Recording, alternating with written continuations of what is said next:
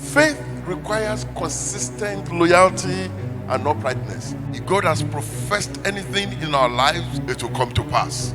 Tí ìgbàgbọ́ bá wà nínú rẹ gẹ́gẹ́ bí ènìyàn Ọlọ́run, o gbọ́dọ̀ fi hàn pé o ní ìgbàgbọ́ yẹn. What God does is what man can never do.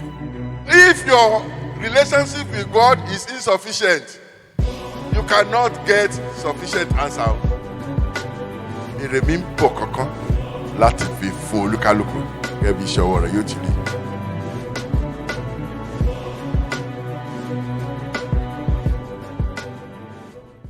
God tarried for Abraham. At the age of 75 was when he left Haran with his wife. And when he was 100, God gave them Isaac. And Isaac turned out to be the best among all children. Even though there was Mahel before him, Isaac was still the best. Because God was waiting to give him the best. And Abraham remained faithful. I want you to know that God is able.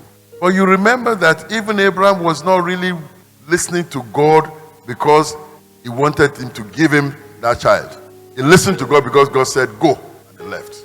And at the right time, like the angel spoke to Sarah, this time next year, you will have a baby. And so it happened. So if you are looking for anything in this church, and you think you have not got it, because God is tarrying.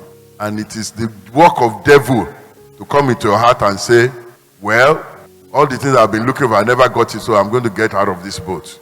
Remember, it is not over until it's over. I congratulate Guest Money Parish, for you are the testimony to the saying in Luke 1:37, which says, for with God nothing shall be impossible. And in Mark 9:23, it says, if thou can believe, all things are possible to him that believeth. It is an angel that speaks unto Mary and says, even your sister, your cousin Elizabeth, now is pregnant. For with God, nothing is impossible. But Christ himself speaks unto the disciples who were afraid and they felt that nothing was good. They were not able to do what he was doing. And he says, all things are possible for those who believe. I want you to latch on to this today. The spirit is wavering. But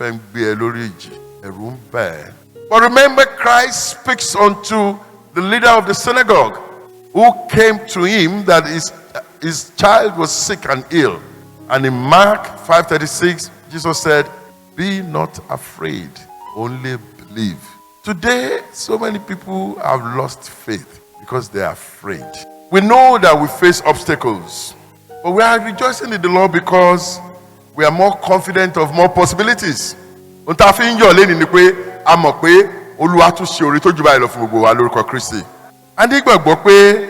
there will be more possibilities because we have embraced our responsibilities as children of God.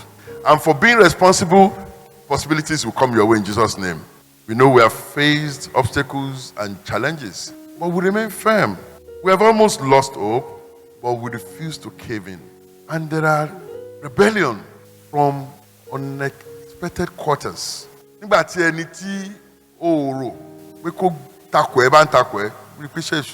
Kò ń ṣe ẹni yẹn ló burú, èṣù gbéṣẹ́ èdè ní ẹ, èṣù òdẹ ní lo ẹni tó rò pé ẹ kó lò lórí kò lè dùn ẹ. Gẹ́gẹ́ bí Zerubbabel, the governor of Judah, we came to build the temple and we faced oppositions and obstacles. Ẹ jẹ́ kí n fún wa ní èyí tí ṣe background to that story in Haggai chapter 2 verse 2. Zerubbabel jẹ́ ẹni tó ti lọ sí ìgbèkùn ní Babylon, and then it came at the point that God was ready to release them. So they left Babylon. They were freed. And they came back to Jerusalem. Zerubbabel wá dìde. Haggai sọ fún pé kán lọ kún ibẹ̀ yẹn kó dẹ̀ gbọ́. Wọ́n kò lè ṣe láì ní opposition. Ẹ jẹ́ ká lọ sí ibi tá a kà lẹ́nìí. Zechariah chapter 4 verse 6 to 7. Kì í ṣe nípa ipá, kì í ṣe nípa agbára, bí kò ṣe nípa ẹ̀mí rẹ̀. We glorify God because we know and we humbly affirm, as it is in Romans 8:31, if God be for us, who can be against us? We refuse to gloat because, like Paul, we see a greater purpose for our work of mission. We align with the position of Paul in Philippians chapter 3 verse 12 to 14. We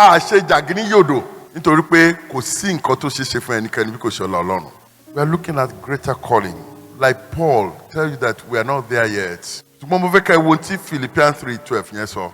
Mo ń wo bóyá owó mi lè tẹ èrè náà. Àlọ́wọ́ mi ò tí ì tẹ èmi gan tó ń wò yìí. Tí máa ń bu ẹ pé o pẹ́ dé church, o ṣẹlẹ̀ èmi gan sì struggle láti débẹ̀ ni. Yes. Ṣùgbọ́n mò ń tiraka, I'm running the race.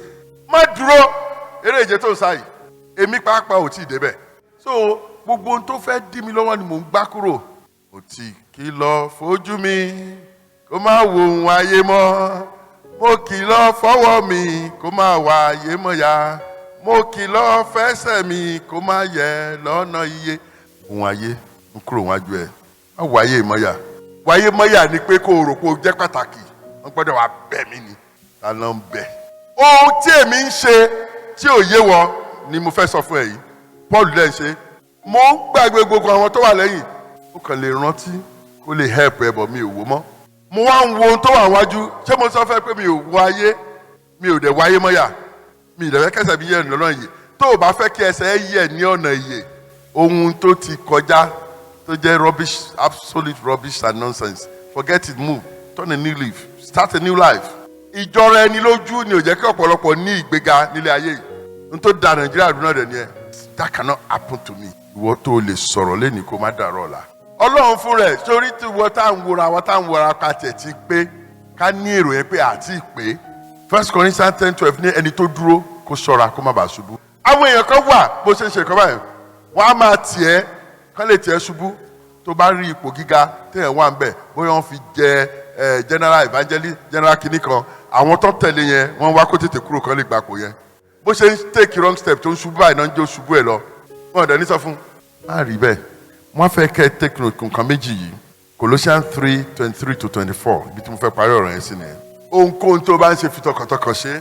Máa ṣe iṣẹ́ tó ń ṣe gẹ́gẹ́ bẹ́ẹ̀ pé ò ń ṣe f'Olúwa tọkàntọkàn. Kó o mọ̀ pé lọ́wọ́ Olúwa ni èrè iṣẹ́ rẹ wà. Kò ń ṣe lọ́dọ̀ èèyàn. Tó o bá ń sin Olúwa torí pé o fẹ́ lówó ò sin Ọlọ́run. Tó bá yẹ pé o wá sí ìjọ torí pé o ń wáṣẹ́ ni you are a fraud.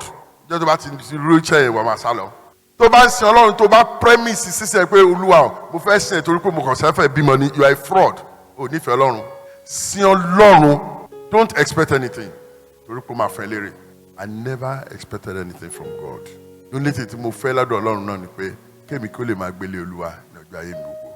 Ó dẹ̀ ti jẹ́ kó ṣeé ṣe fún mi torí ẹ̀ mo ṣe ń sá wá síbí yìí.